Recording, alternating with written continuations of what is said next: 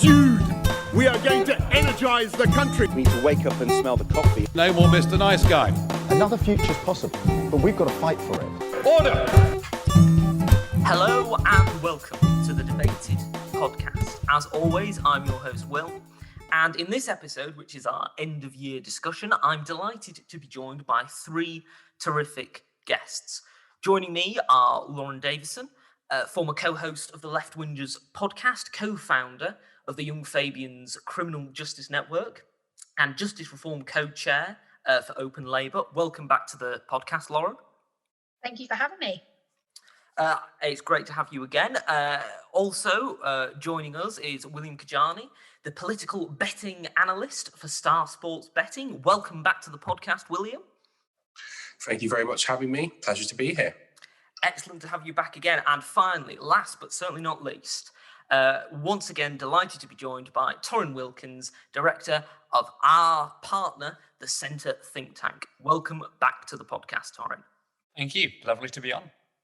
So, to begin with, I'd like to go back to the start of the year and the way that politics was at the beginning of the year. Obviously, in December, we saw the general election with the Conservatives returned with a very sizable majority, the Labour Party suffering one of its worst defeats in its history. And politics seemed to be very much going back to the two-party system that we had previously, which had been somewhat in flux in 2019. So thinking back to the start of the year, I'd like to turn to you first, William. How were you feeling about politics at the start of the year? What were you sort of like thinking about in terms of what 2020 would be like in politics? I was pretty apprehensive because I was not sure what was going to be done about sort of the big cultural divides that were, I think, continuing, but also exaggerated by the December election. And, you know, that was an election I felt really closely involved in. So mainly I felt apprehension about that. I had slight apprehensions about Brexit longer term. To my shame, I think stuff like coronavirus stuff wasn't really on my radar. I think there were people who were saying something about flu going around, but I didn't pick that up until, we'll discuss it later, but well into next year. But I didn't think that the political situation was very good. I was dismayed by the conduct of many people from different parties in the election just gone, and at some points as well in the press. And I'm also afraid to say, not just the printed press either, particularly given the way that some stories during the election campaign have been covered. So I couldn't say I felt good about it, and that was not just to do with the result. As a disclaimer, I don't let my politics get into my work, but I'm not a Conservative supporter. But the whole way the election had been conducted and the conduct of the previous 12 months didn't have been a good place looking ahead to 2021. Now, of course, Lauren, you are a member of the Labour Party, an active member of the Labour Party. How were you feeling at the start of the year, given what had just happened in the general election? I mean, horrified, to be honest. I think most people that, if they're going to be honest with themselves, most people that were Labour activists, unless they were in a super safe seat, I think most people had a sense that it wasn't going to go our way this time, and that, you know, we probably weren't going to win this. I think I knew this throughout. It wasn't so much the shock of losing that got to me. It was by how much we lost. You know, an 80-seat majority was beyond what I ever expected, because there just wasn't that level of popularity for Johnson on the doorstep. I know that obviously people preferred him to Corbyn, but I never got a sense that he'd be loved enough to get an 80-seat majority. I mean, you know, I understand that people felt they couldn't vote Labour for various reasons, and there were many different reasons. I just didn't expect it to be as bad as it was. I remember when the exit poll dropped, I literally ran from the room crying, because I know how hard everyone worked, and to not get payoff from how hard you work, it kind of makes you reevaluate everything with politics, that it doesn't actually matter how hard you work personally. There's no guarantee of a result, and that is the most sort of painful thing. And then a couple of months sort of at the start, when I knew that there was going to be a leadership election happening in my party, which we'll talk about later, that didn't fill me with much pleasure either, to be honest. Now, Torrin, as a former Lib Dem, and I know that the emphasis very much is on the former, how did you feel about the election result and the state of politics going into 2020? I mean, the election was really the beginning of the end of my time in the Lib Dems, and it became a party that I didn't even feel I could vote for. I think being involved internally, there was certainly this feeling right after when you had Tim Farron come in just after the massive defeat under Nick Clegg. It's kind of that things can only get better, and all of the rest of it, and that was the point that I was sort of watching this party that I genuinely didn't really identify anymore, which was a bit scary for me, having been, within that party since the age of 13. So I had a very long history and a very long connection to it, but I felt that it was really struggling. It wasn't connecting with voters. Its Brexit message was something that half of the people inside the party I knew didn't even believe in, let alone outside. And so we were hardly really being able to sell it if our own members didn't really support it, especially when I went to places like Wales. We were really struggling with the message. So the election itself for me was little in the way of a surprise, because I think, I saw the Johnson train, as it were, and his ability to connect with people better than what certainly Joe Swinson managed during the election.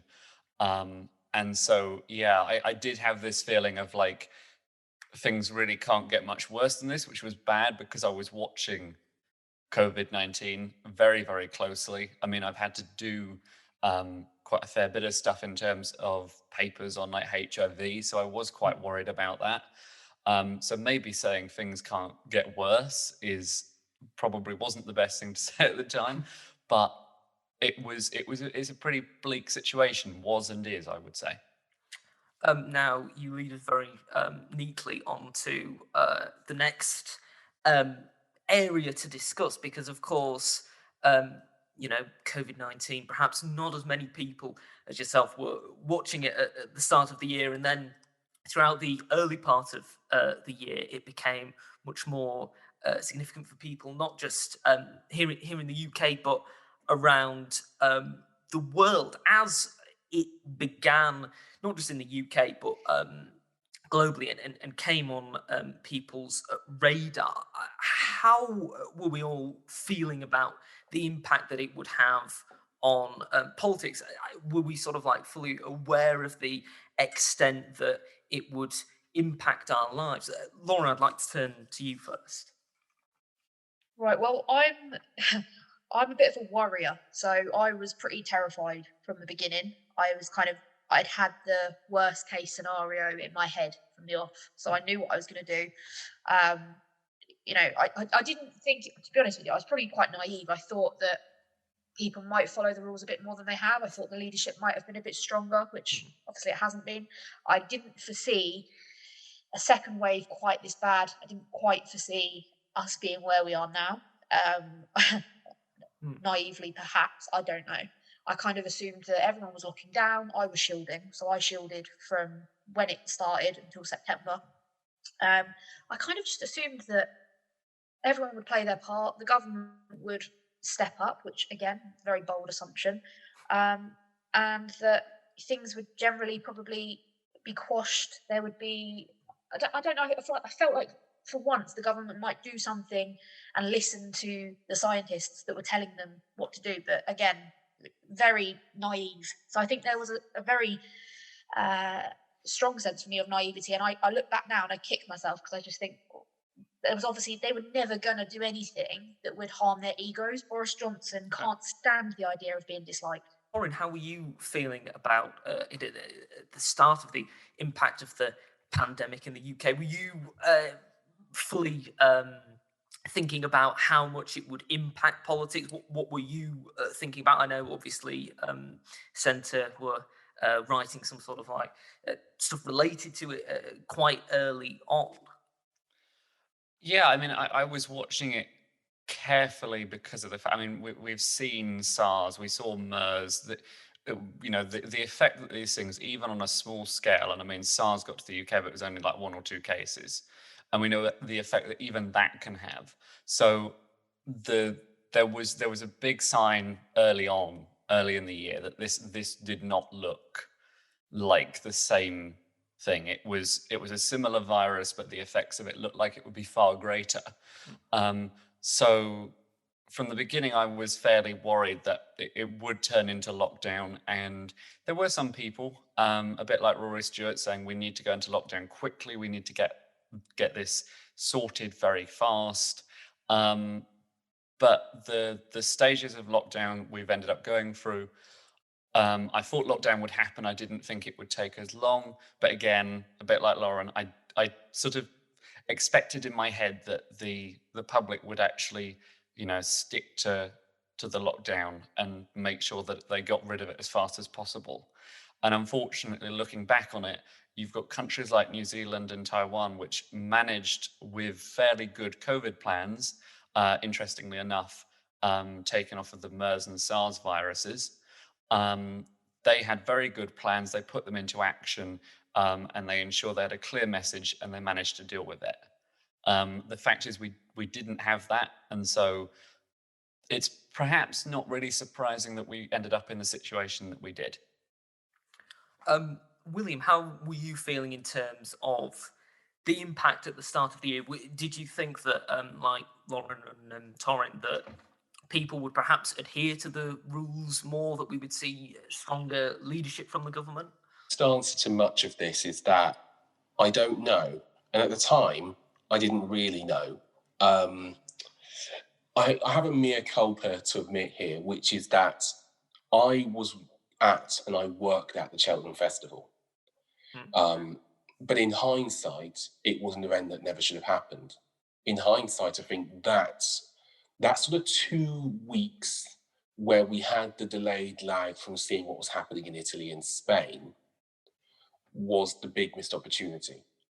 Not just in the sense that you could have prevented the spread of infection, but you could have done so at a time when we didn't have the resources available to track it. And this is the big difference you have between sort of the first wave and the second wave. Now, yes, the picture is bad and every single death is a tragedy, and I don't have any time for that. Was it weird or of COVID? I don't have any time for that. They're all awful events and awful tragedies, but they're all mapped, and we know so much more about the virus now. At that time, the big mistake the government made, I believe, was not moving its pandemic plan from flu to a sort of new novel coronavirus fast enough. I know there's a lot of hindsight in that, but there were definitely experts saying it. And I think not just communicating, I think, clearly enough how bad it was before it really began to take hold. And again, it wasn't like, I know there's a lot of hindsight in this, but again, we had 2-week warning. If you want to actually go from Wuhan in China, we had 3-week warning. We have all sorts of agencies set up to monitor this, and that's sort of my main thought going back to that time. I didn't know how people would react to lockdown. In the end, actually, compliance appeared to be very good on the face of it. Certainly, the polling for lockdown was very much in support. I think it was the most popular British policy of the last 10 or 20 years. There was near universal support for it. Even now, actually, there are majority support for restrictions, which I'm sure we'll get into later. So I didn't know how people would react. We haven't lived really for a situation like this, not at least in the Western world. SARS and MERS, obviously, I think proved to be in the end invaluable experience for Asia and other places close to those countries. But to be honest with you, it all looked very scary and odd. The only real thing I can remember thinking about was basically, will the Friday of Cheltenham go ahead? I actually packed up early because I thought it wouldn't do. And basically, how do we secure and clean the house because my mum is vulnerable and was in Africa at the time she was coming back, which led to a mad rush to basically disinfect every surface and door handle, whatever we could get our hands on. Now, this is a very interesting point that I think we've heard from the discussion and you've raised in particular, is this lag between actions that we were seeing at the time in other countries and the reaction from the UK government. Now, in general, do you think that the issues that we have seen are not necessarily issues in regards with the science, but issues in regards of knowing how to implement the science and how to ensure that people understand how restrictions had to be implemented, and essentially communication is the fault with the communication through the government and through the media about how lockdown and these restrictions had to be done. Torrin, if you'd like to come back with this first. I mean, I think one of the best examples of looking at a country that actually did it right and got the communication right was New Zealand. And it had very, very strict controls, actually on a different area, which was its borders. And it focused very heavily on ensuring quarantine times. And a lot of the stuff that I heard about the UK borders was they simply didn't have the resources to ensure that they had strict quarantine times for people who entered. So I think that's part of it, which is that, in fact, the national lockdown side of things was in some ways perhaps slightly less important than ensuring that, you know, we were focusing on external borders as well. Something that a lot of people at the time, I remember just going, no, we don't need to do that. That's not really an issue. So I think messaging was a key part of it, which was, you know, as lockdowns go on, I think the worry has always been that people will get more complacent, and especially during the dip between the first and second waves, more complacent and therefore not following the rules as much. So I think it's a balancing act with the lockdown itself, but I also think that the focus perhaps needed to be on a slightly different area. I mean, William, what are your thoughts on this? Do you think that the issue was in regards to the communication and translation of information from the scientists to the public, or what do you think? I think that your question there, the answer to that is a yes. I think there was a big problem in terms of communication, translating the science into an effective public message. I also think that public message had individual problems with it. So at some points, I appreciate this is more of an issue for the middle of the year and now, but at some points the advice began to get very confusing. I think that the simplest stuff worked best, i.e. stay home, protect the NHS, save lives, as an example. I think one thing that was a big problem, and I know this is a bit technical, but many of the SAGE assumptions, they didn't appear to be stress tested, in the sense that SAGE came up with a lot of stuff earlier on that didn't appear basically to really match up with sort of reality. Mass gatherings will be fine is a famous example. You know, we don't need to close down sports stadiums or whatever. You can go and do this and that. And I think looking down the line, I sort of wonder where the modelling and the justification for that came, because in the end, many people have their arguments or not with Niall Ferguson's model for imperial ecology, but it looks to have been the closest to the real life outcomes that we got. So I wonder at inquiry at some point what will be said about the early assumptions SAGE made. Going for a little tangent there. Turning to you, Lauren, do you think that in terms of the communication that was the key issue, in which there were issues with people following the rules, or do you think that it was perhaps something else, maybe not necessarily the translation of information from the scientists to the public, but maybe it was just a situation that any government in terms of communication would have struggled with. What do you think? I think the important it's a multifaceted issue. So I think obviously communication has its part, and messaging that changes repeatedly, because it did change. They had new slogans every other week or whatever. To be fair to them, hands, face, and space is a good one. I think that's a pretty strong, solid message, and one I think should have been there for longer. But there wasn't a clear strategy. They seemed to just be making it up as they go along. And then obviously, which we'll come on to in a bit, but the Dominic Cummings debacle, I think that was a real turning point, that I feel there was a certain level of goodwill and trust from the public towards the government, that it was a turning point that I think reduced the level of compliance with what was being said, because they felt that there was a double standard in the way that it was being handled. But also going into this crisis, we heard about the herd immunity idea, which in my view is completely tantamount to social murder. Let's be clear, like allowing vast swathes of your population to just get the virus and crack on and die. It's completely beyond what any responsible government would be doing. But there's also been an issue of cherry picking the science, I think. So when you hear trust the science, science isn't always a conclusive absolute. There are different scientific consensuses, different scientific opinions, and I feel like a little bit of that has gone on with our government. They want to hide behind the science, but when the science isn't convenient for them, they take a different course. Now, one issue that I think is particularly interesting, you mentioned the Dominic Cummings affair, but before we get on to that, one issue that I think is really interesting is the conflict that we have seen between national government and local government councils, and the way that there have been issues in terms of them working together. Of course, we've seen disputes between Andy Burnham and the government and others.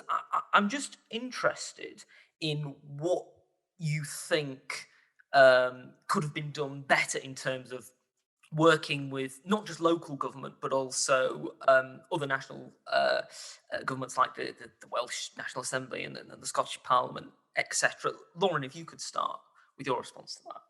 Well, I mean, for a start, probably not disseminating information to Andy Burnham via text about 5 minutes before he was about to go on national TV and talk about it. That would probably be a good start. But it just seems to be there's no collaborative approach. There's no goodwill between the different governments at a devolved level and a national level. I think the way that some areas have been treated with utter contempt by this government, particularly Manchester, and the way that they've attempted to sort of divide them by offering sort of MPs in certain areas this and that to rebel against Burnham, the way that they've behaved to the other nations of the union, I think, again, absolutely shocking. It shouldn't be a case of one-upmanship. It should be about everyone working together to basically get it done, get it sorted, not trying to say, well, I did better than you here, you did this, you did that. It's not really not the time. And I have been supportive of Starmer's approach as well, his constructive approach, because I think that's needed, and I think the public appreciates that. What I don't think is helpful is just the constant almost hostility and aggression and the competing approaches trying to sort of outdo each other. It doesn't sit well with me at all. William, what are your thoughts on the way that the government worked with devolved administrations and local government? Terribly. They worked terribly with them, and it caused so many problems. I think the first point of contention here, contact tracing. Now, again, I'm not an expert in this, but I don't understand why trying to track people who had infections wasn't a job that was basically given entirely to every local authority in the country, with Public Health England being sort of the central hub. Who has the most up-to-date data on British citizens? It's their local authority and their local county council. They're the government bodies with which we all interact most often, assuming you're on the map. Don't understand why that wasn't the case. Stuff such as testing rollout should have been much more decentralised. I think also local public messaging, just basically allowing just letting the North East run the North East, letting the authority of Greater Manchester run Greater Manchester, doing all that sort of thing, I think has been a big miss for the government. I think also working with the devolved administrations hasn't gone to plan at all. I appreciate there are political differences, and I'm sure that some people will come back with a counter argument that we were being, or Downing Street was being usurped by Sturgeon in Holyrood, and to some point Mark Drakeford in Wales. But again, as an example, if you're not communicating, you're not reaching out to these leaders and their teams, what do you expect? I don't think Sadiq Khan got an invitation to come into number 10 for the first 3 months to crisis or something. In the middle of a respiratory pandemic based primarily on people's proximity to each other, you're not going to invite the mayor of your capital city and your most populous city to have any sort of strategy meeting. Why? What even is the point of having mayors if not for a situation like this? Yeah. And so there's a lot of thinking to be done. I mean, Torrin, what are your thoughts on this in terms of the way that the government worked with devolved administrations and local authorities?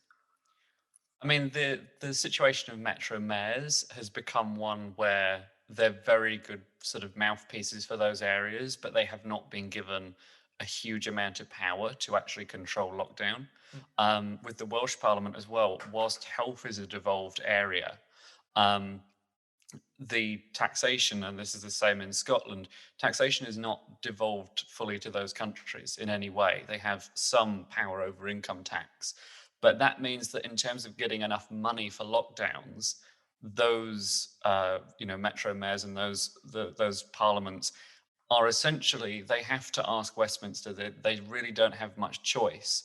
So in the end, despite devolution and despite those efforts to ensure that those areas have a voice of their own, they haven't in reality been given their own say, because as much as the Welsh NHS, for instance, is under the hands of the Welsh government, the lockdowns and their actual strategy really relies very heavily on what the UK government as a whole allows them in terms of money.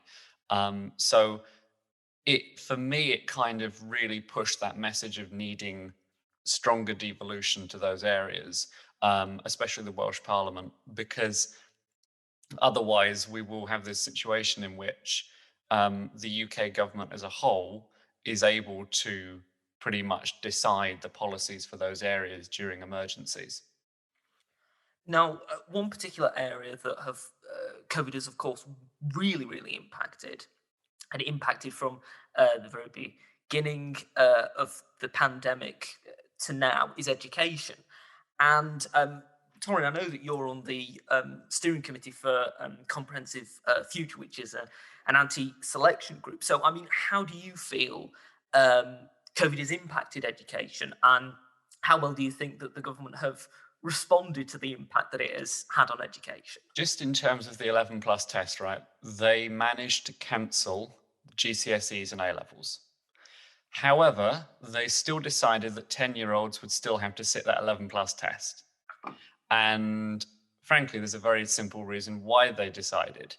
And it's because if they let in a comprehensive intake, as in an intake without selection this year, then it would have shown the thing that we've known for quite a while, and we've known it about schools that use either religious selection or, on the other hand, in inverted commas, academic selection using the 11 plus, is that their results are basically there because they select wealthier students and students who are therefore more likely to get better results because of that, their income or their parents' income, and therefore that's why they get the grades that they do.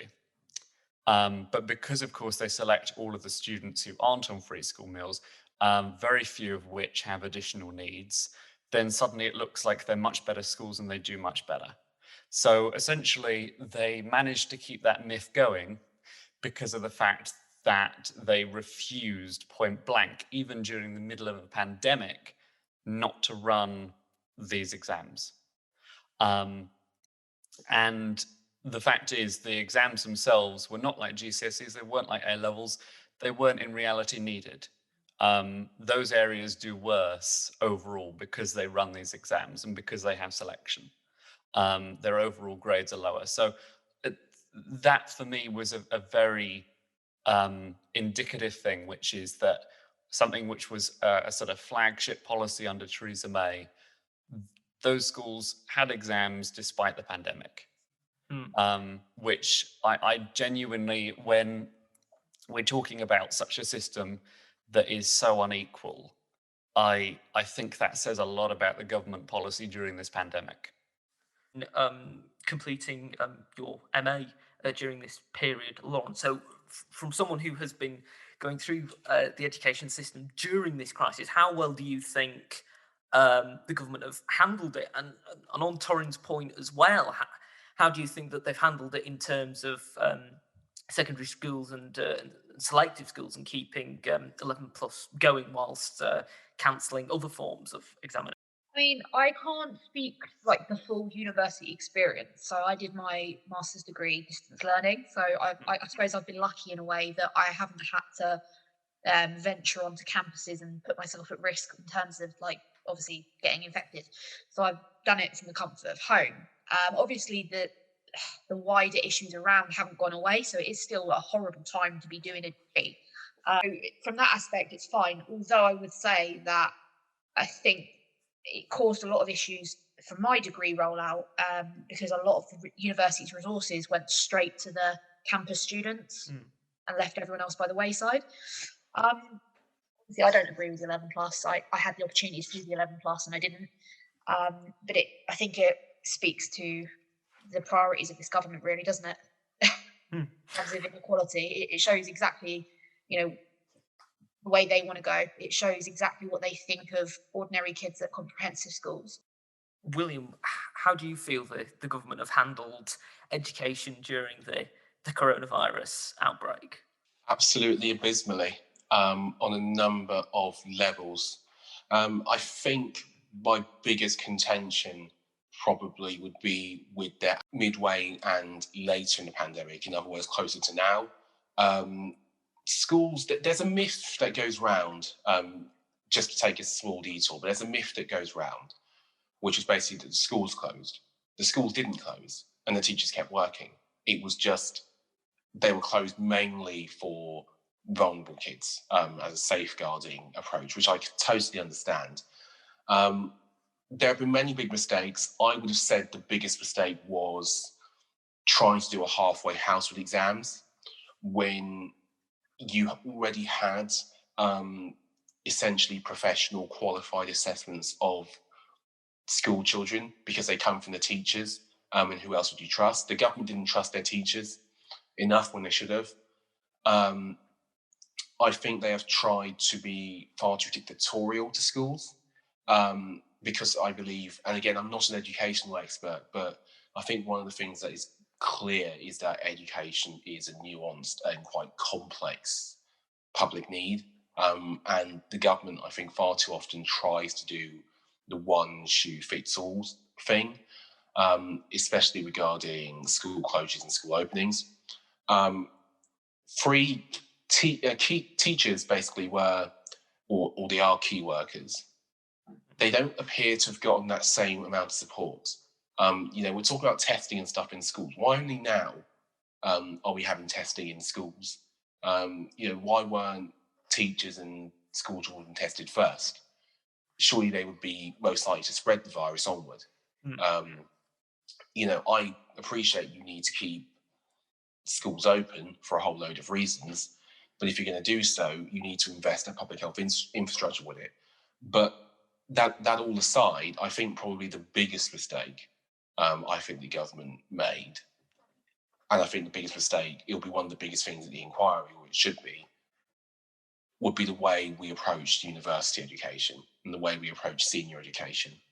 Now, I understand that kids have to take A-levels, although then again, I don't see any reason why you couldn't have strong assessments. If anything, you should be able to have a better handle of a child's potential and or ability at that age than you would at primary school, but I digress. At this point in the middle of the pandemic, we moved hundreds of thousands of young people up and down England, Scotland, Wales, and in some cases Northern Ireland, from populous city to populous city, and then we put them all in densely populated buildings. What were we expecting?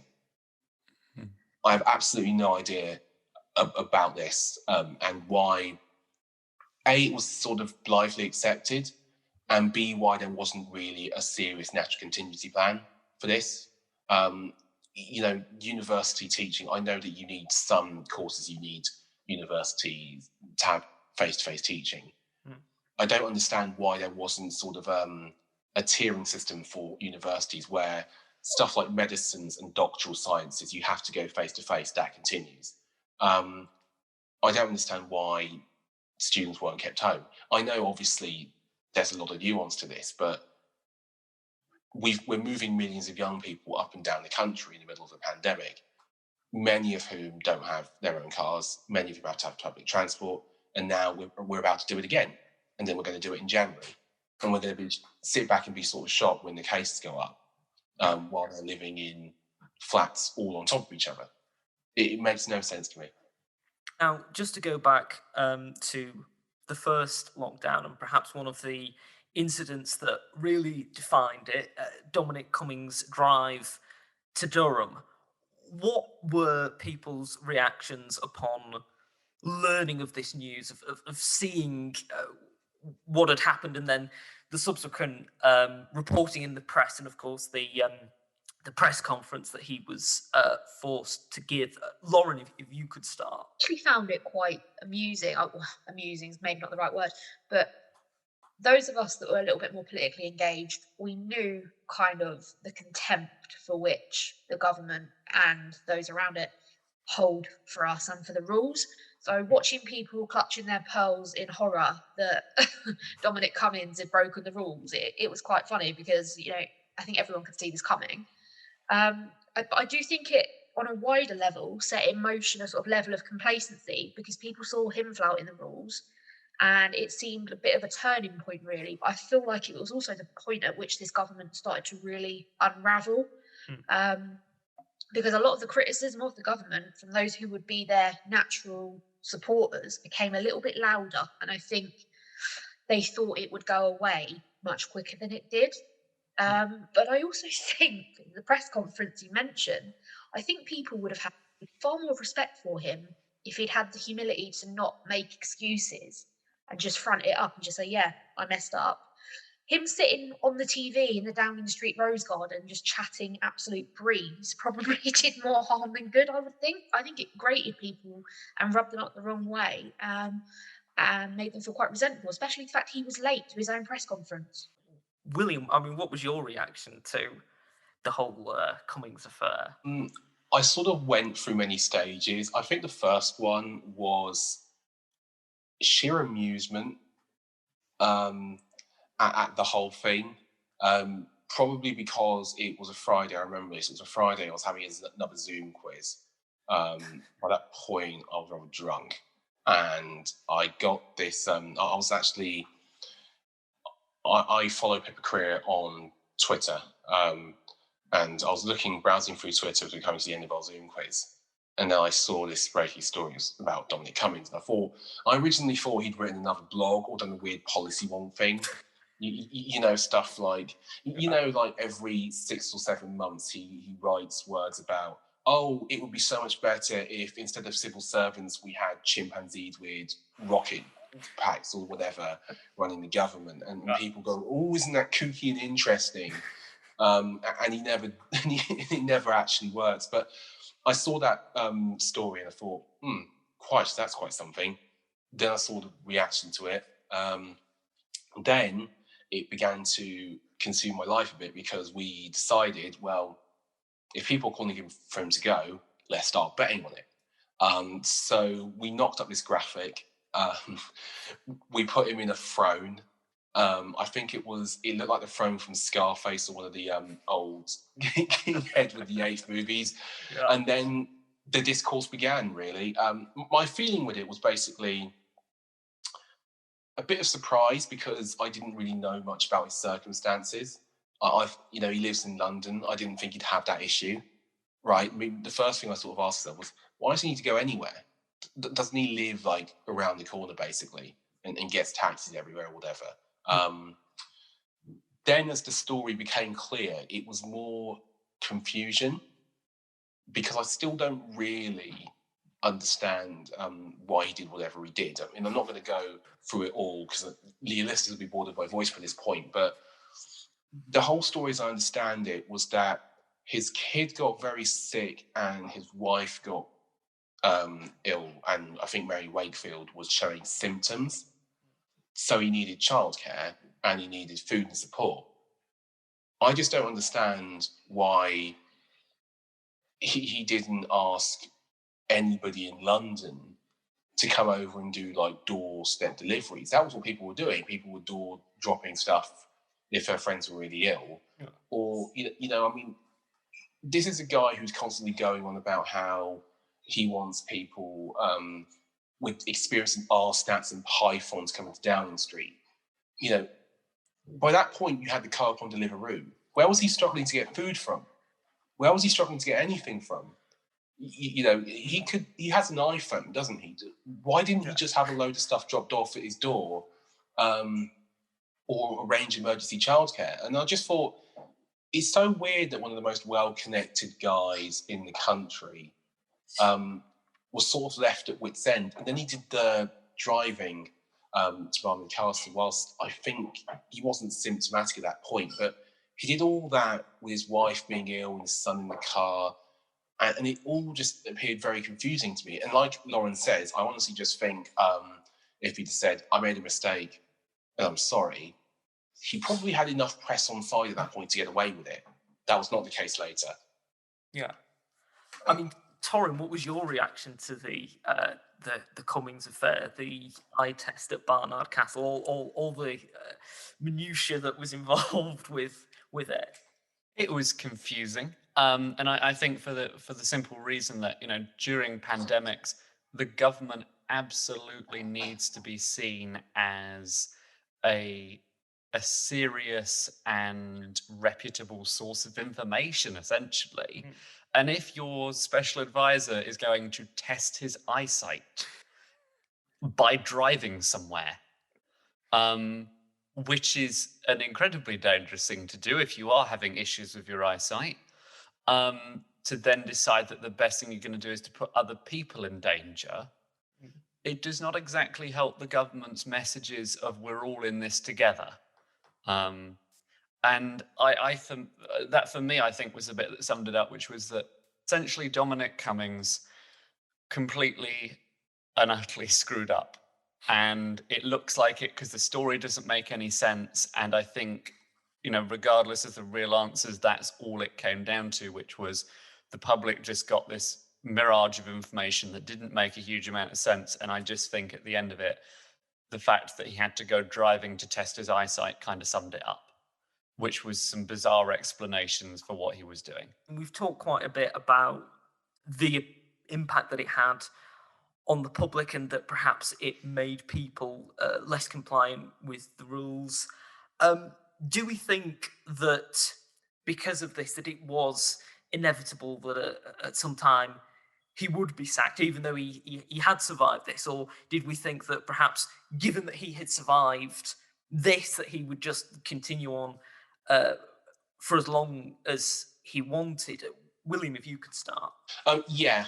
After that, I really don't think there was anything that would have seen him have to go, really, or I didn't think that at the time. With the recent reason for his leaving, I don't doubt that nasty stuff was briefed between him and Kane and others regarding Carrie Simons, but my feeling is, and I think we forget this, he had said for about 6 or so months he was going to go anyway. He'd said apparently, I think he wanted to do the election, then he needed surgery. I forget for what reason. I think he was going to go have a break and then finish off some things. I think the pandemic might have kept him there, but he wasn't apparently planning to stay in Downing Street forever. But then again, at the same time, he did, I think, want to change the culture quite a bit. But I think he had the job for as long as he wanted it, and he probably got a bit power mad. I think, having survived it, he thought he could survive anything. And who'd have blamed him, right? Torrin, what are your thoughts on this? Do you think that having gone through this, having survived the sheer scale of pressure from the press and the public, that he would have been able to stay as long as he wanted, or do you think that this ensured that his card was marked and that sooner or later he would be thrown out? The fact that Boris and everyone sort of rallied around him, essentially, and refused to kick him out, for me, just showed that he had an awful lot of power. But on the other hand, you can see the sort of slogans from the Vote Leave campaign and then the slogans afterwards that they were using for the government that were changing every 4 seconds. It wasn't exactly the best strategy that they were using there. And I genuinely think it kind of marked his card, but on the other hand, he did manage to survive it. And I think, had he been pushed out in a way that he was unhappy with, it would have been very difficult for Boris Johnson to actually deal with. Then again, Boris has an 80-seat majority. So, it's always that question, what went on in number 10? What actually happened? And that is still the question.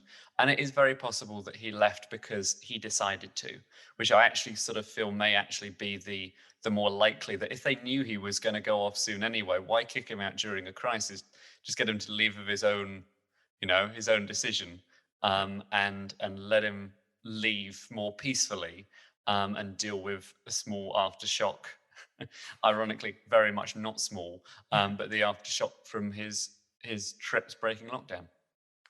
I mean, what are your thoughts on this, Lauren? Do you think that this affair would have, ensured that he would have been kicked out sooner rather than later, or do you think that it meant that he was going to stay for as long as he wanted? Well, I think it's interesting that they expended so much political capital and goodwill, basically, defending him in the first incident. For me, that raised questions about whether or not they'd be able to do the same next time, because I personally didn't think that would be the last of his debacles that he would cause. And I was just thinking, if this happens again, are they sure they're going to find it very difficult to sort of rally around him in the same way?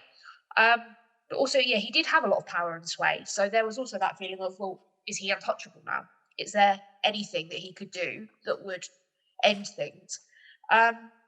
In part, I think he's leaving, though, because I think he knows Johnson's card is marked. I can't see Johnson being Prime Minister this time next year. When the worst of Brexit kicks in, when the aftermath of, obviously, COVID is laid bare, I think him leaving as he did as well, via the front door of Downing Street with a big box, was obviously staged, but the real reasons as to why, because there is always an agenda with everything that Cummings does, there is a reason behind it, whether or not we agree with it or don't agree with it, there is a reason for it. He was clearly trying to make sure that there was a very visible split and a very public sort of clean break, so that the public have this idea that he's gone, he's out of it, whether or not he actually is, and whether behind the scenes he's still, very involved. It's hard to say. Of course, this year, as a result of the general election and Jeremy Corbyn stepping down as Labour leader, we also saw the Labour leadership election, which Keir Starmer was elected leader of the Labour Party. Now, I'd just like to send to you, William, because I think even before Jeremy Corbyn formally stepped down, you had betting odds on this, and Keir Starmer was certainly the clear favourite. Was the result of this election something that you thought it was certain that it was going to be Starmer, or did your opinion change at all during the leadership election? What were your thoughts? So I never thought it would be certain. I didn't take anything for granted with it.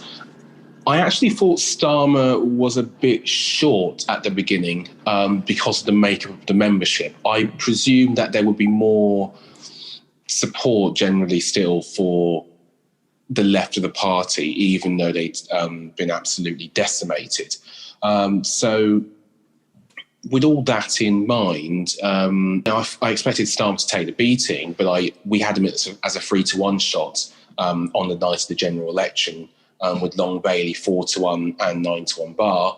I thought those prices were about right. I thought there were other interesting contenders. I think a really big moment of the race, just to skip ahead, was when Angela Rayner went for deputy rather than leader outright. I think that probably was the biggest shift. I think had she run against Starmer, that would have been a very, very interesting contest, and I think it would have also probably split the centre-left to centrist vote to the Labour Party, or sorry to use this analogy, but basically the open Labour vote, which Lisa Nandy ended up taking a lot of. I think would have been possibly split 3 ways had that happened. Starmer remained favourite throughout the leadership contest. He got very short, I think, after Rayner dropped out. Long Bailey was always sort of seen as his closest advisor, but there were various moves for other contenders depending on who took a policy position or who got some interesting headlines. Now, Lauren, of course, as a member of the Labour Party, very much had a vested interest in the result of this election. Did you think that Keir Starmer was going to win from the start, or did you think that it was a more open race? What were your thoughts at the beginning of the leadership contest? I found it kind of difficult to call. I knew a lot of the media was saying, it's going to be Starmer. And I think perhaps it's a side effect of how online I have been at the time, because a lot of people online on the more leftist side of the party were very strong in support of Long Bailey, obviously. But it was kind of difficult to sort of say where it might fall. As the contest carried on, however, it became quite clear, I think, that Starmer was going to win. I voted for Nandy personally. I watched, obviously, the crushing defeat in December, and she was the only one for me, I think, that was really telling the home truths that needed to be said. And I kind of knew she wasn't going to win, but I thought, if there's a strong enough mandate in the numbers that vote for her, the party have to listen, that there are a section of us that really do want to change and show that we've changed. But I do just want to talk a little bit, if I can, quickly about the conduct of people during the election, because I think it speaks on what we come to next, about the hostility, the abuse, the nastiness. For anyone really, and I'm not saying Nandy and Starmer supporters weren't like this as well, but a lot of us have experienced some real unpleasantry from Long Bailey supporters. Anyone who was seen to be on the left, didn't vote for the Corbyn continuity candidate, got absolutely slated. And I think those are the kind of divisions that are still in our party right now, causing all the issues and making it such an unpleasant place to be. And I think that was ground zero for a lot of what's going on now. Torrin, what were your thoughts as to the start of the leadership contest? And I mean, were you also, from viewing the contest, seeing the kind of things that Lauren just mentioned, or is that something that you weren't seeing as much, not being a member of the Labour Party? Or what were your thoughts at the start of the leadership campaign? I think being outside a political party, and I certainly learned this with the Lib Dems as well, the image they give off can sometimes be a lot more friendly and nice than what was going on inside. But I do have friends in the Labour Party who would often remind me that the internal party politics, especially the factionalism that goes on within the Labour Party, was not very nice during that leadership election. Frankly, from the outside, I looked and I saw Lisa Nandy as, and perhaps it's unsurprising being a centrist, but Lisa Nandy as the perhaps more sensible, more centrist candidate, and one that I thought actually, yes, this person could genuinely, take an election and bring enough voters together bring a large enough coalition of voters together to vote for the Labour Party. And with Starmer, I'm currently not sure that's going to happen. I don't actually put the odds of Labour winning the next election very high, just because of the fact that it's such a big mountain to climb. And I think that the Tories will have a new leader come the next election. So Keir Starmer wasn't the worst choice. I think Rebecca Long-Bailey and carrying on with Corbyn's legacy, I don't think would have been the right decision. And I'm not sure we would have had quite the strong response to anti-Semitism that Keir Starmer has given. But I still think Lisa Nandy probably would have been the better choice out of all of them. Quickly, to jump in there, you say about Boris Johnson being the Conservative leader at the next general election. We are currently 5-4 that he is, with 4-7 that he's not. So our market view is actually that he's likelier not to be the party leader at the next election. I also do agree about the scale of the task for Labour. We actually have a hung parliament as favourite for the outcome of the next general election. That's 11-10 with us. I mean, that's roughly what I would have get. Also good that I looked at your betting odds beforehand. But that is I would say, yeah, that's roughly where I think hung parliament is more likely, if not a small majority for the Tories, because we've got time, and we've got time not for people to forget about COVID, but for it to not be the number one issue at the next election. I just think that for them will be to their advantage. Yeah, I agree. The scheduling of this parliament does suit the government. It does give them a chance to get out of the worst of a no-deal Brexit and the coronavirus, albeit you've got to race against time, I guess, to do all that catching up, manage the economic crisis, and then sort of get on to delivering some of your promises. It was interesting to note, by the way, that JL Partners have polled Red Wall seats, and at the current state of play, Labour would be looking to take back 36 of the 45 that went to the Tories. So there is a lot of work to be done, even if these crises are navigated. Now, Lauren, I think you would you be interested in saying something about what you think of Keir Starmer's performance so far as a Labour leader? Do you agree that perhaps with a different Conservative leader, Labour might have a better chance at getting through a hung parliament? Or what are your thoughts? I mean, I think it depends who the Tories put up. I can see Sunak having a very strong case if a leadership election happens before the worst happens and he has to start dishing out bad news, because I know he's very popular at the minute because he's been giving everyone what they want and money and free meals and whatnot. So it will depend who they put up against him. But one thing I think that really does need to be stated, I mean, I've been very critical of Long-Bailey. Obviously, I'm not going to really be that critical of Nandy. Starmer has been very good, obviously, with anti-Semitism. He's dealt very strongly with anti-Semitism, which is absolutely correct and what he should be doing. I think what needs to be noted, though, are the aspects of his leadership that are lacking. And this is with a lot of liberation issues. So obviously his complete silence on transphobia, his failure to deal with Rosie Duffield, his inability to robustly criticise anti-black racism, and also, as we saw on LBC the other day when he failed to challenge a far-right conspiracy. I think he has shied away from taking a stance on important issues because he thinks that they're a culture war or that he's falling into a Tory trap, when actually it's the basic of what any Labour leader, a party which claims to be anti-racist, a party that claims to champion marginalised groups, should be doing, and he hasn't. You know, I think, as you say about the Red Wall, I think the Red Wall obviously is coming back. I think a lot of people feel really hurt at how Boris Johnson has basically borrowed their votes and then forgotten about them, or not even forgotten, just cast them aside.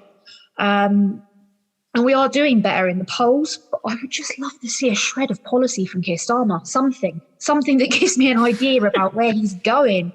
Because at the minute, what I'm seeing, obviously as a criminologist, I'm a little bit biased, but some of the things I'm seeing, for example, Nick Thomas-Symonds back in the law that would equalise manslaughter with murder in the case of police officers being killed.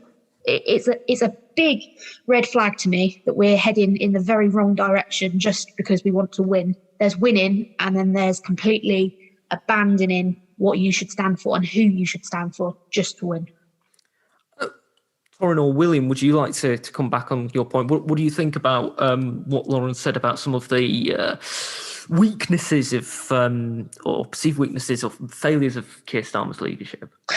I agree with them completely. I do. I think a big part of Keir Starmer's victory was the fact that not only he wasn't just Jeremy Corbyn, he wasn't Jeremy Corbyn, but also the fact that people seemed pretty convinced that sort of managed technocracy would be the route back to power for Labour. Now, I think to some extent that is true. I think some elements of the Starmer approach work, but I think they don't work necessarily in terms of tackling Labour's structural problems, nor indeed the voters they're going to need to win back power. I completely agree, by the way, on Lauren's criticism of Starmer to fail to call out anti-black racism. I think it's a problem that's getting worse and worse and worse. I think, if anything, actually, we're at crisis point. There was a very detailed report on the experiences of black people in this country, released, I think, about a month ago now.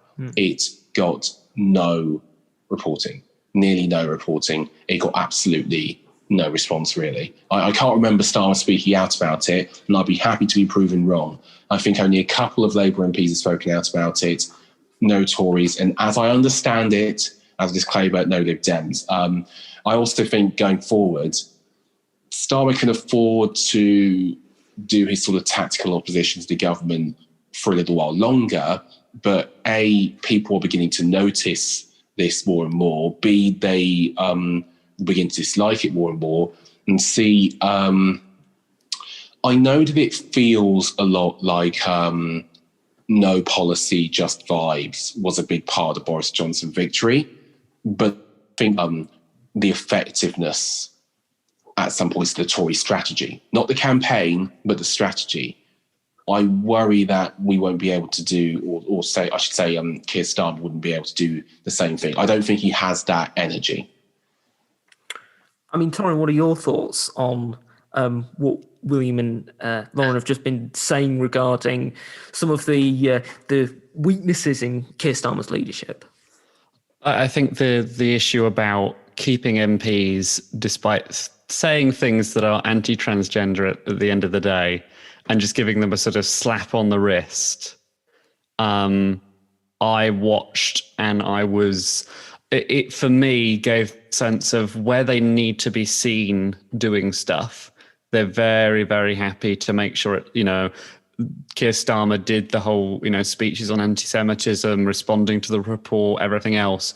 But actually, when it comes down to, do I trust this sort of Labour administration to ensure it deals with all issues, and especially complaints, and I know we're going to get onto that, but especially complaints properly, regardless of what they are, that slightly worried me, that they were just essentially giving them, oh yeah, just try not to, say anti-trans things, which for me was very, very, very worrying, especially in the southeast. And just as you mentioned regarding tackling anti-Semitism, of course, the EHRC's report that came out earlier this year, which was critical of the way that the Labour Party handled anti-Semitism under Jeremy Corbyn. And today, just as we're recording, the Labour Party has published its action plan for driving out anti-Semitism in response to the EHRC report. Now, Lauren, what do you think of the action plan? Do you think that it has enough of the recommendations that the HRC asked the Labour Party to implement? Do you think it goes far enough? What are your thoughts? So my immediate thought there is it's probably not for me to say because I'm not Jewish. Obviously, I can have an opinion on it, but the real proof of the pudding will be whether when it's enacted and when we've done it, because I believe we should fulfill it all and make sure that we do it all, and we should be held to that. Whether Jewish people feel safe in the party, that will be the real test, and that only then will we know whether we've done enough. Let me obviously start by saying how shameful it is that the Labour Party, who created the EHRC, by the way, is now being investigated for it, and was investigated for it, and found that we had discriminated against Jewish people. That is shameful. I have never been more ashamed to be in the Labour Party. I mean, I've been pretty vocal about anti-Semitism, and I regret not being louder earlier on. And I've had a lot of hassle for it, but that is in no way comparable to the vile abuse that Jewish members have received because of this. It's absolutely horrific. And there are still people in our party that are determined to defend Corbyn or stand with Corbyn when they should be standing with the Jewish people that have been made to feel unsafe.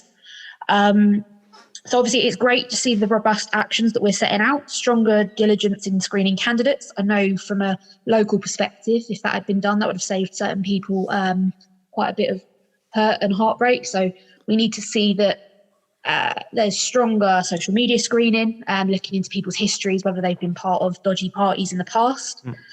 Independent complaint process, obviously, that is the key thing that will sort everything out, I hope. Stronger social media strategy in terms of looking at what people like and share rather than what they originally say themselves, and also training, which I hope the Jewish Labour movement will be integral in rolling out. So these things are really important. They're the key components to it. And as I say, I think only time will tell, but it's not going to be an overnight process. It's a cultural issue that needs to be sorted out. William, what's your reaction to the action plan and the issues that the Labour Party has had with anti-Semitism in general?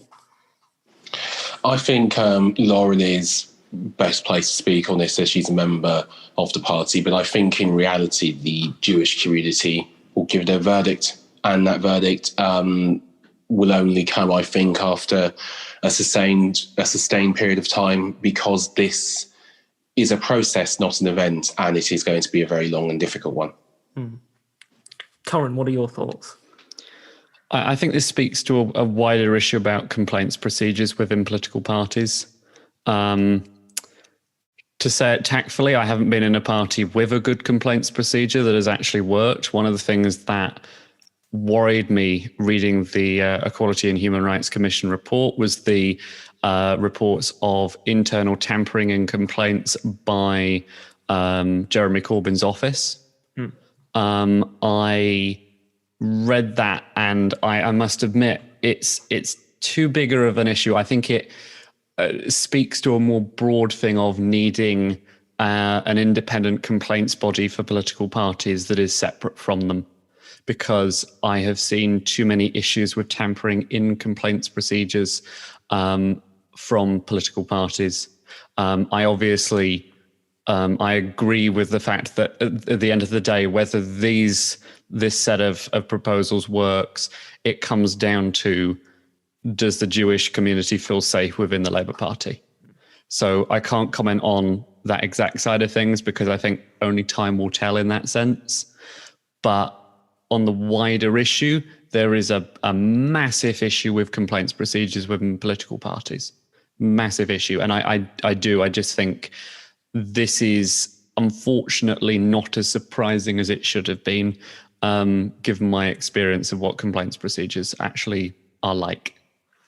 Yeah, and I mean, I completely agree with everything that you've all said, and it is, as a Labour member myself, it is utterly shameful what has happened, and hopefully things will improve in the future. But of course, it's not been just the Labour Party that has seen a leadership election this year, but also the Liberal Democrats. So, Torrin, what has your perspective been of the Lib Dem leadership election? Because I know you interviewed the two final candidates. You probably heard a big sigh from me there. I mean, I personally think that there wasn't, in the end, a particularly good choice in terms of the leadership contenders. I mean, I asked Davey about the same thing to do with the 11 plus that I asked earlier, his constituency being one that actually has the 11 plus in place. and his answers were not what I would have considered very good. They were pretty much, let's make sure Ofsted looks at it and let's push some money towards them to take some students with additional needs, which we know doesn't work. They tried the same thing recently for students on free school meals. The numbers, I think, actually went down. So I wasn't particularly impressed by his answers. And then the aftermath, of course, Ed Davey winning by a large margin, and then in terms of what the main policy would be, it was always clear under Layla it'd probably be education, which whilst I disagreed, I didn't want to vote for her specifically, and I didn't vote for Ed Davey either. I abstained, but whilst Ed Davey probably would have been higher up my list in terms of candidate, I agreed that education should probably be the top thing. I think, fighting for carers is a very admirable thing to do, but I think for a political party that is so beaten and bruised, essentially, after the last few elections, we really needed to go after something like education to make it our own as a sort of issue that the public could look at and basically get an idea of what the rest of our policies were like, and something that a lot of people could identify with. And that everyone has, gone through in one way or another. So I think the strategy from the leadership at the moment is perhaps not the best. And I don't have any, I have a lot of worries about the leadership at the moment and where it's going. Lauren, what are your thoughts about the Lib Dem leadership? Were you engaged with it much at all? What did you think of the final two candidates? So I was kind of watching on in a bit of, interest, I suppose, because obviously we were having our own problems in the Labour Party. So it was quite nice in a way to see that, I guess we weren't the only ones going through quite a time of turmoil. I'm not the best clued up on both of them, but I know enough to make observations. I probably would have found Layla to be more interesting to watch as a leader, even if just to see what happened, because she was a little bit of a quirky one, so that would have been quite interesting. She's also been less tainted by austerity in the coalition, which I think may have driven people away from Labour. Actually, if she'd won, she might have found a swell in support based on that. I think obviously Davey was the safe option, and I don't think he's going to inspire many people. I don't think many people know who he is, and I don't think there's a whole lot of name recognition for him, which is a shame, because I think the Lib Dems at times have had a lot to offer in terms of whether it's their stance on trans rights. They've had some very good justice policy as well, but it is a shame that they don't seem to be in such a good place, because Labour could really do with a strong Lib Dem party and a strong Lib Dem performance, especially in the Lib Dem Conservative marginals. If we're looking to do a bit of cross-party working or even pact in the future, we're going to need to start looking very seriously at how we can help each other out to get the Tories out. William, what were your thoughts about the Lib Dem leadership? What were the odds that you were seeing throughout the leadership campaign? It initially started out with, I think Ed Davey was our favourite, and I think he was favourite all the way through. He also went very short as sort of the field dropped away in sort of bits and bobs, because people began to think, well, how many other people are left? Surely somebody of his seniority, et cetera, will get there.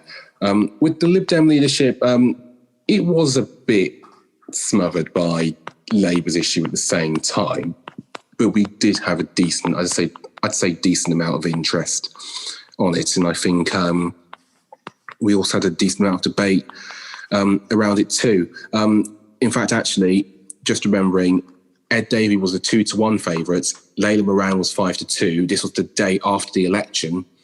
Wera Hobhouse was 14-1. Christine Jardine was 16-1. And that was the very day after the election. And Tim Farron was 66. So, put simply, we initially had the opinion it was going to be Davey or Moran. That's sort of what it ended up being, and Davey actually won. The interesting thing here, just as a personal reflection, was I ended up thinking those prices for Starmer and Davey were short. but maybe actually there is sort of something to be said for favourites generally to be the next leader, generally going on to achieve it. They seem to have a pretty decent record in recent political times, despite all the other turmoil. Of course, the Lib Dem election wasn't the only election that was going on this year. Across the pond, we also saw a very important election for the US presidency, and also elections for the Senate and the House of Representatives. Now, the US election has obviously been chunnering along for quite a while and has only recently come to its conclusion, lawsuits permitting. And so I'd be interested to see what you all thought about the election as it was coming towards its end. Torrin, if you could start. I mean, firstly, it was actually really good to sit up for the whole election night with you, Will, and everyone else on both Centre and Debated. I am still slightly bitter that Texas did stay red this time and didn't turn blue, which I lamented for most of the night. But I can already hear everyone laughing. But what I would say is the polling was out, but you know, the rough prediction that Joe Biden would win the election was spot on. And I genuinely, you know, what Trump has so far done, most of it's just been thrown out immediately. They haven't really had any evidence. And certainly I don't think any evidence to the scale that would be needed to say that, oh yeah, the whole election, you know, was completely rigged. It felt a little bit like the African general, I can't remember what it was now, was it not Mozambique, it was like Zimbabwe, who came on the TV and said, you know, this is not a coup, we're just taking over everything. And it felt very, very worrying at times. And when you are even having Fox News not showing Donald Trump's news segments because he is lying about election fraud, I think that's when you realize that the game is up for Trump. He is gone. I think you will have Biden coming into the presidency. And then I'll be very interested to see what happens to Trump afterwards. I know. I mean, it's amazing that they didn't show the press conference at Four Seasons. I mean, exactly. William, what were your thoughts as the US election came to an end? Because I know there was some throughout election night fluctuations in regards to the markets. What did you think about the election? So first things first, there were plenty of fluctuations, but I need to put this on the public record. At no point with no bookmaker anywhere in the world did we go 97% chances of Trump winning. I just need to make that really clear now, because he said that he was 97% with the bookmakers at 10 p.m. on election night. That was not the case. 97% in betting odds is 33 to 1 on. You have to put £33 to win one. That was never the case.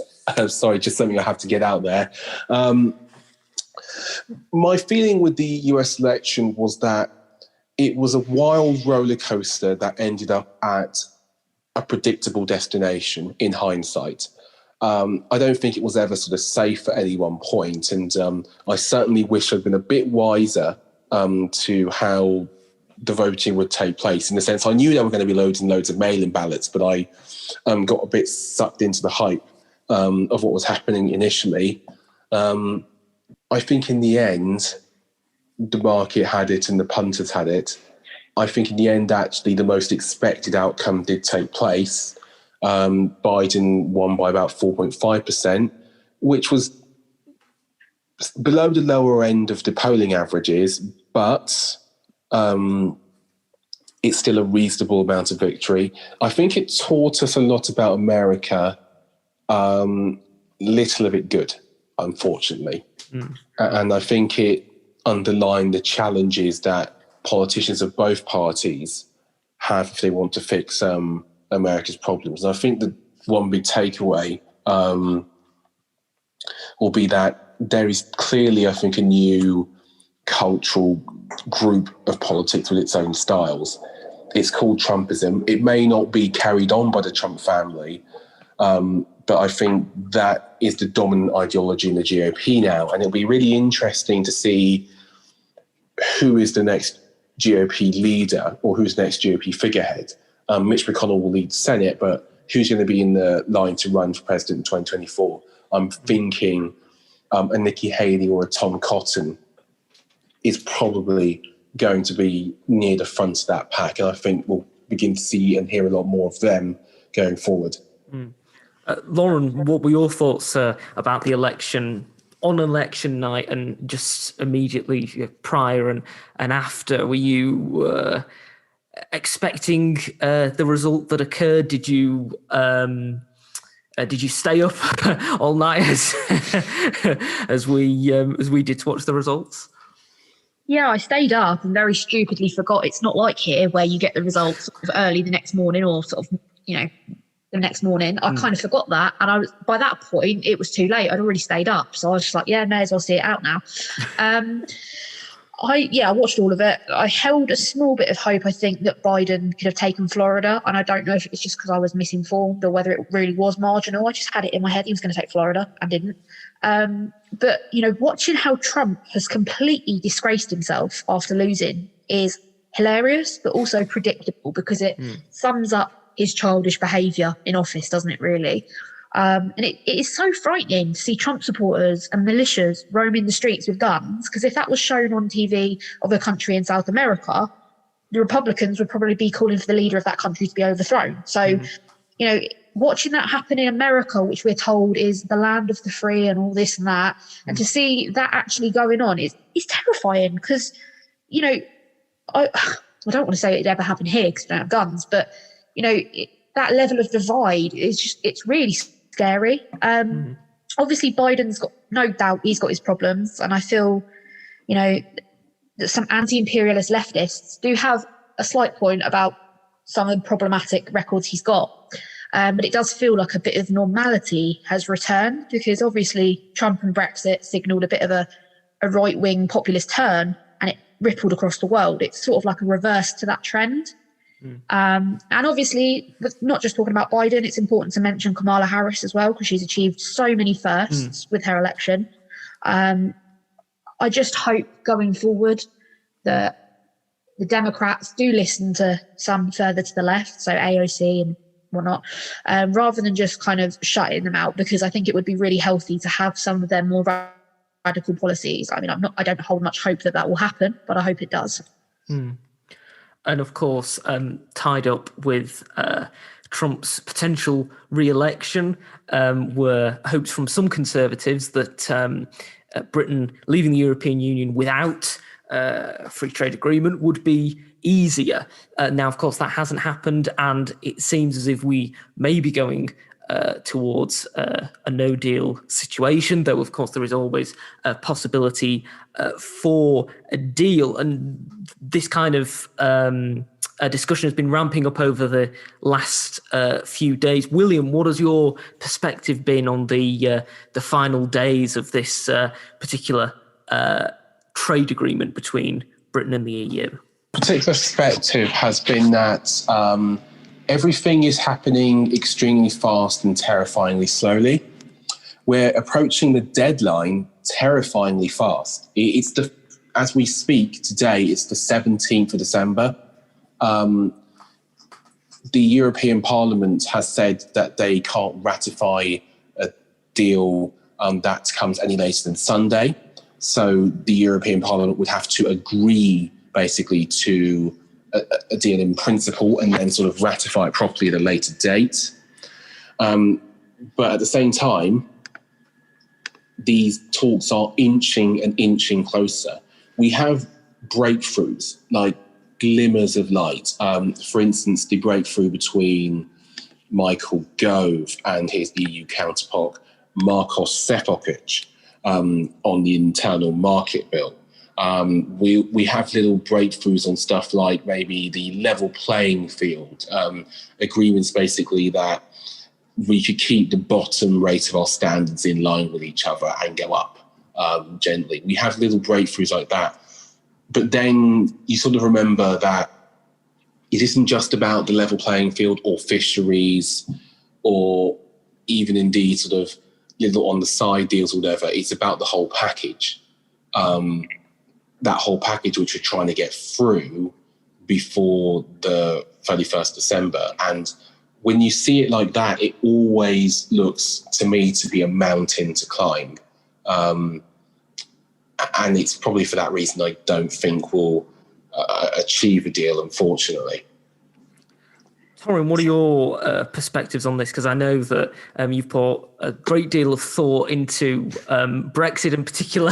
Way too much. Way too much that the UK might have taken. What are your thoughts on these final days, this dash towards a conclusion? I think the first thing is I really try and look at the coverage of whether there's a deal or whether there's not, slightly, because it's a lot of it is slanted in the direction of especially the UK side essentially going, oh, we're setting this date for this Saturday or Sunday, and that's going to be the final thing, and sort of trying to set their own deadline, and so it does turn into a bit of a circus after a while. So I haven't been particularly watching it closely, but I've said from before the negotiations were even a thing, if we're going to get a good deal in terms of negotiating an exit from the European Union, you really need to start off with an off-the-shelf option, which is what they tried to get the UK to go for originally. Something like a Canada deal was too far away. It wasn't built to ensure frictionless trade because Canada is not close enough to need that. So that's why, I've always said, I think we should have taken the Norway-style EFTA deal, which unfortunately is very misunderstood after Theresa May's government essentially just attacked it. And so in that sense, the government kind of tied its own legs because it left itself with no real other option than trying to negotiate an entire thing from scratch, which was never going to be as good as a Norway-style deal. Norway negotiated it with the European Union. We are currently almost trying to negotiate against the European Union. And I think that was the biggest mistake, which was, Theresa May basically got rid of that Norway-style deal. And I sometimes wonder what would have happened had, David Cameron tried to steer this towards an EFTA-style deal during the last days of his time as Prime Minister, and had Theresa May picked it up, because I think we'd be in a very different situation, because there would have been far, far less to negotiate. There was far more there that was set in concrete. So I could go on for hours about this, but the simple fact is we didn't negotiate properly, and if we leave now without a deal, the first thing I will be doing is saying, yes, the long-term aim and even the short-term aim should be rejoin EFTA, which we helped found even before we were members of the European Union, and use that to access the single market as its members do. That's where I am, because I think that is the quickest way to some kind of deal. Whereas now we've just tried to create our own negotiations, which I just don't think have worked. So I agree, no deal looks likely. But I think there's next steps there that we need to start thinking about. If I could just jump in on that, yeah. I like the idea of going for an off-the-shelf idea for rejoining at some point in the future, far more than sort of full re-entry and renegotiation. Something, by the way, which I don't think you'd get the political space for in the next decade unless things really changed and really went south, because we have a lot of people who I don't think will change their mind on this any time quickly. Even if we have the worst case scenarios, I don't think people will necessarily say, well, it was wrong. I was wrong to vote the way I did. There'll be a whole lot of discourse in between that. Just one thing, just a couple of things to note quickly before I'm sure Lauren has a say, but there has been another little breakthrough today. And it's quite important, and it comes from Nick Gutteridge, who says that the two sides have wrapped up negotiations on public procurement, which is very important given that There are plenty of EU nations that have stakes in things for us, like railways or whatever. And also in most developed economies, public sector spending is like 15% of GDP. So that's big. And that's another example of these sort of big chinks we get, which give you hope. And then you sort of realise how far away we are on the other stuff. I mean, I've got a picture saved. It's from my time at university of a bit of a Politico email. And it's basically got in bold, this is going nowhere, but we're now entering into a really complicated phrase. Then it's going into bold again because it says, this is going to be a hectic 48 hours. That's been Brexit. The next 48 hours will count, but this is going nowhere, times 5,200 or whatever. I think that's a very neat summary. Lauren, what are your thoughts about as we come towards the end of the possibility of a trade deal in these final frantic days before we know which way it's going to go?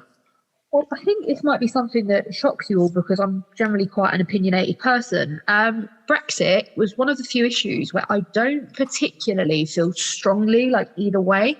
I kind of see good points from both camps, but I also think both camps behaved disgracefully, both during the referendum and the aftermath. I think it's a bloody mess. No deal is likely to happen, I think. It didn't have to be this way. We are where we are. I think we do need to go one step ahead, though, because kind of assume that that's what's happening and then organise so that we at least have some idea of what we're doing. I don't know if ever organising to rejoin ever is the best tactic. Maybe, but we can look at what we want to use as a stepping stone to a closer relationship with the EU. I feel really, really sorry for the EU negotiating teams, to be fair, having to deal with our utter shower of a government because they've been acting like spoilt children from the off, and our media have completely inflamed everything. I voted Remain. I very reluctantly supported Labour's position on Brexit when they could decide what it was.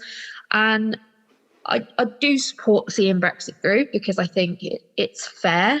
But I just can't get my head around what kind of government would inflict Brexit right now anyway on a country that is already reeling from a pandemic.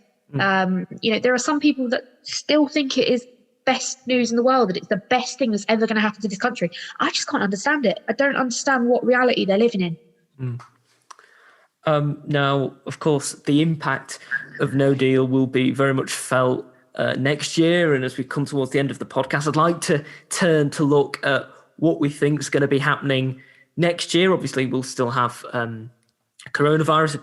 Not that long ago, Rishi Sunak announced that he'd be extending furlough by another month to April of next year. We're obviously going to see a Joe Biden administration and local elections and devolved elections as well. So looking to next year, what kind of things do you think we're going to see in terms of the world of politics? Lauren, if you could start.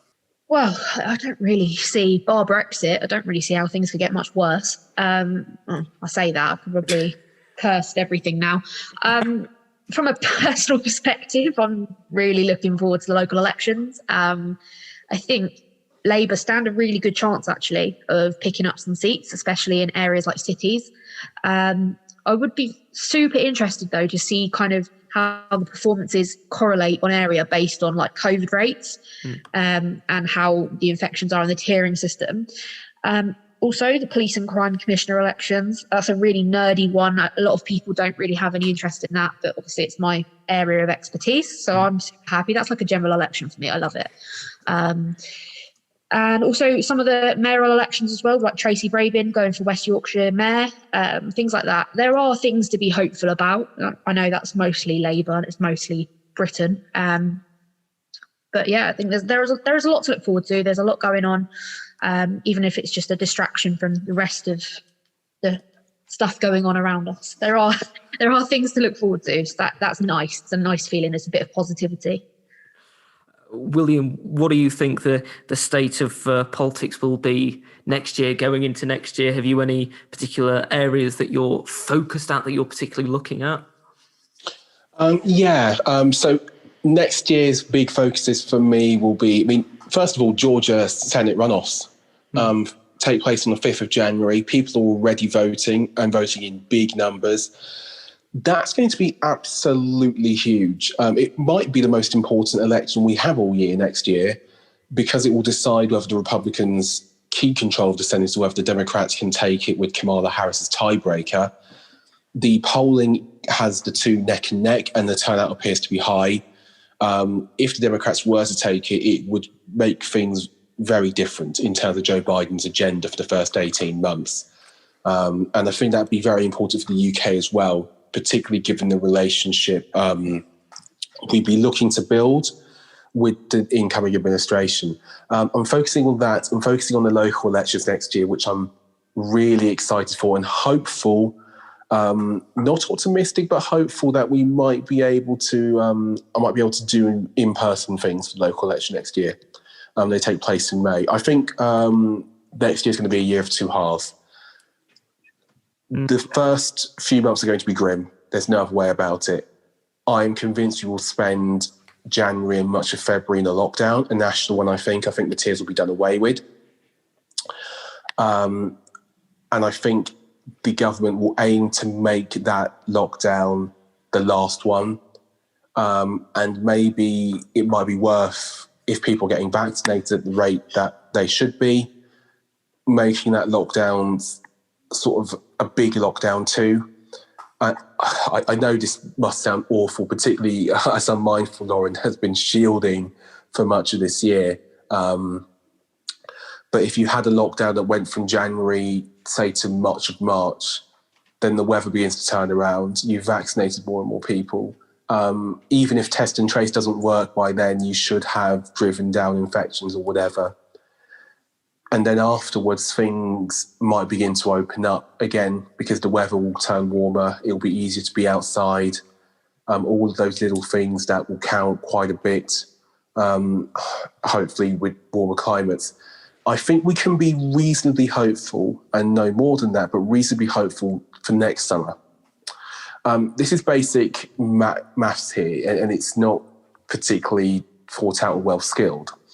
But we're vaccinating people, I think, at a rate of 100,000 a week or so. More and more GPs are going to get the vaccine. That pace should be able to be picked up. We then use more testing centres. And the idea should be that we can pick up the pace of the people that we vaccinated. Now, we need to be a bit cautious here. You need 2 doses. We're relying a lot on Mother of Mary Save Us All, NHSIT, to keep track of when people need their second jab. But if that works, government says that by April, we should have most vulnerable people who need to shield, ideally vaccinated. Then you can move on into other age groups. Possible that by the middle of next summer, you have vaccinated enough people, and we might have more than one vaccine in this, that you would not need to worry about the vast majority of serious hospitalizations and or deaths. All I'm saying is that I think you could be reasonably hopeful that you could go to see your friends next summer without having to worry an awful lot. I don't think, by the way, there's going to be this big VE day where we all run into the street and start hugging each other and like burning our masks off like they're school books at the end of a long year or whatever. I think we'll still keep doing bits of that, but I think it'll be a year of two halves. I mean, one thing I should just say quickly, because I've gone on a lot, looking forward to the bunch of elections we got next year, very, very fearful about societal divisions and very fearful about January in particular, because I think even a bare bones Brexit deal will not alleviate the key issue for Brexit for many, which is supply chains. Yeah. Britain is a country that, for better or for worse, and I think it's for worse, is entirely dependent for much of the imported stuff on just in time. We are nowhere near ready for that change. Even for a bare bones deal which covers all the stuff we have now that we signed off, I don't think it will change much about that. We already have delays anyway. you already can't get certain foodstuffs. You already can't get certain car parts. You already have certain specialist parts stuck at Dover. It's December the 17th as we speak this. I have no idea how bad it's going to get, and that'll be one thing I'd really fear. Torrin, what are your thoughts about political events that will happen next year? Is there anything you're particularly focusing on? What are you thinking about in terms of politics for next year? I mean, there's so much. I mean, you've got this new strain of COVID that seems to be easily spreading in the southeast. I've just entered tier 3. Doesn't really make much difference because I've been in my house since basically this all began with my brothers. So, on that side, we're watching infection rates increase. We have vaccine rollout, which needs to be incredibly fast.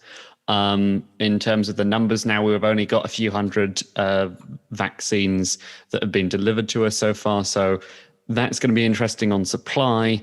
We've got the issue that we are vaccinating for the most vulnerable groups. So I'll be interested to see what happens there in terms of any illnesses and stuff, and basically how cautious they are on vaccine rollouts.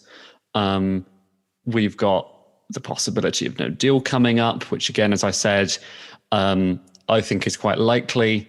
And I think there's, for me, very much a readiness to start saying, well, we need to go for EFTA membership or something of that sort.